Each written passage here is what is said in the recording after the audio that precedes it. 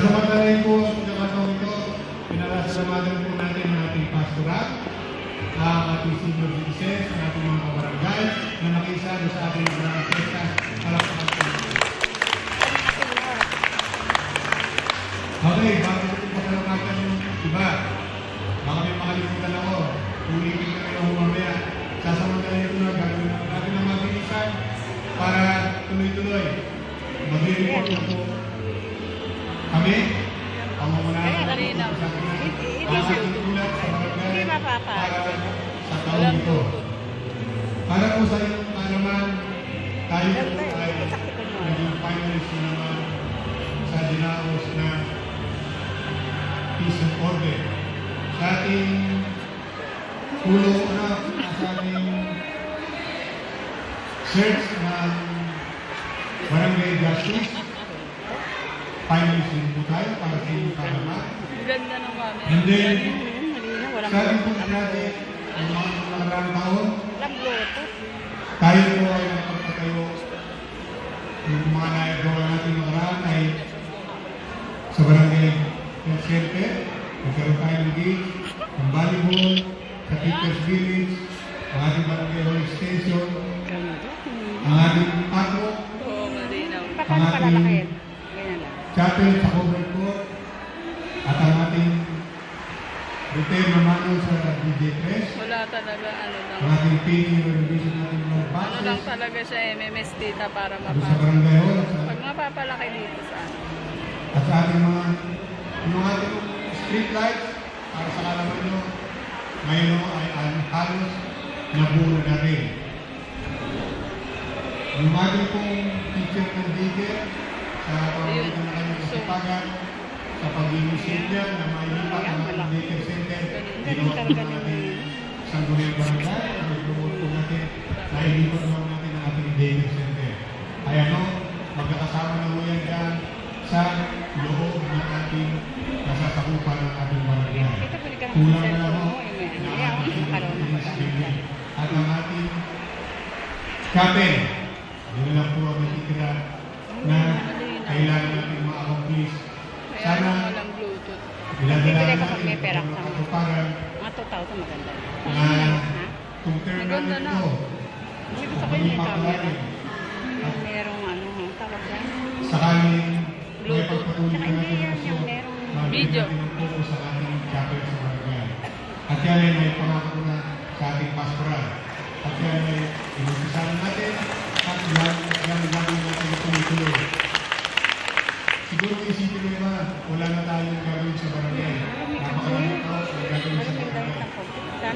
At ngayon, marami pa tayong pinipending na ginagawa natin priority.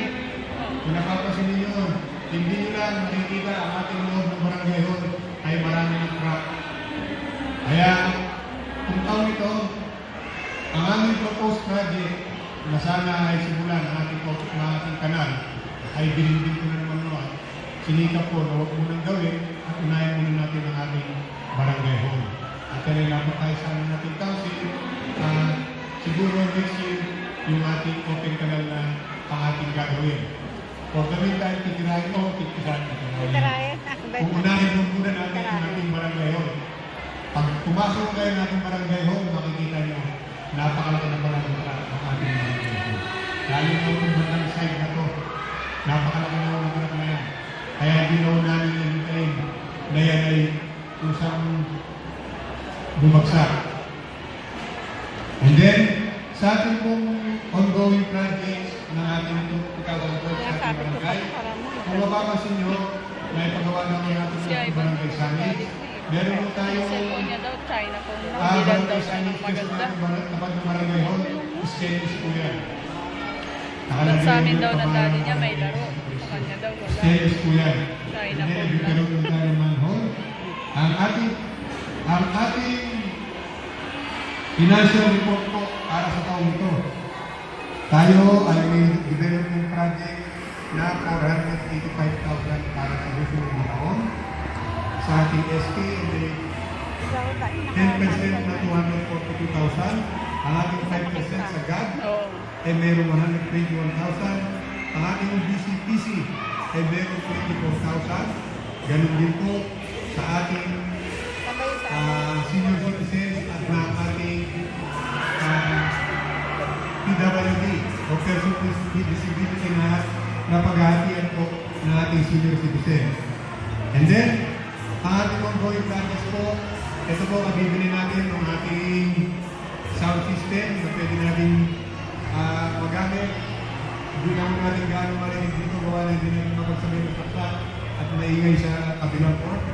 And then, meron po tayong i-acquire o bibilhin sa taong ito na proyekto. Para siguro sa next assembly natin, meron tayong proyekto at the same time pagaganahin natin ito at maliwanag o makikita natin, may display natin kung ano ang mga accomplishment o mga nagawa at ang mga projects o mga activities ng ating barangay. And then for the next year po, para sa taon susunod, nakasunod po natin ipa-project, tayo po rin nagpo-propose o ibinadget na po natin na tayo magkakaroon ng CCTV camera. Okay ba sa inyo? Opo. Ayan. Kaya lang, magdalagay natin sa mga designated areas. Baka yung mga bloke, lagyan natin kasi para makita natin yung mga agawad, nagtotokit. Okay. Hindi po. Sa strategic points lang po natin lalagay. Una-una doon po sa ating outpost. Pangalawa, pupunta rin po sa ating barangay hall. Pangatlo, ng ating boundary. Pang-apat, dito po sa ating COVID code. Para ma-minimize natin. Kasi pinagbabawal natin dito yung ating bawal ang nakaubat, bawal ang pininigarilyo, bawal ang lasing. Lagi na lang tayo saway na saway at dito maging ang mga kagawad. Ngayon, pag nilagyan natin ang CCTV dito, makikita natin. Kasi noon dati, meron daw mga nagmamariwana dito. Pero, tawa ng Diyos, wala naman no. And then, yung ating pong barangay education hall, yan pati nga, yan po ating kasama sa project, yan po ating ipaparenovate. At ito pong ating cover floor ay naka-schedule na pong iparenovate ni Congressman ngayong taon ito. Okay? At kinakailangan po natin maglagay ng materials recovery facility, yung kapunan ng basura.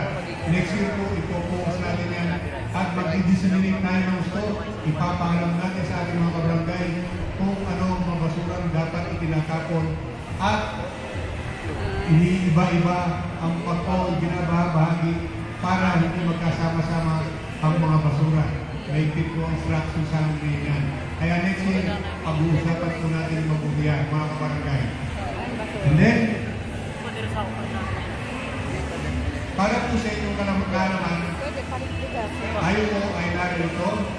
Mayaman po, kayo naman po ay nanghihinga ng inyong opinion, palapalagay, o mga puna o suggestions para sa ating barangay. Kaya po tayo nagkaroon ng talakayan nito. Kami po ay mag-uulat sa inyo.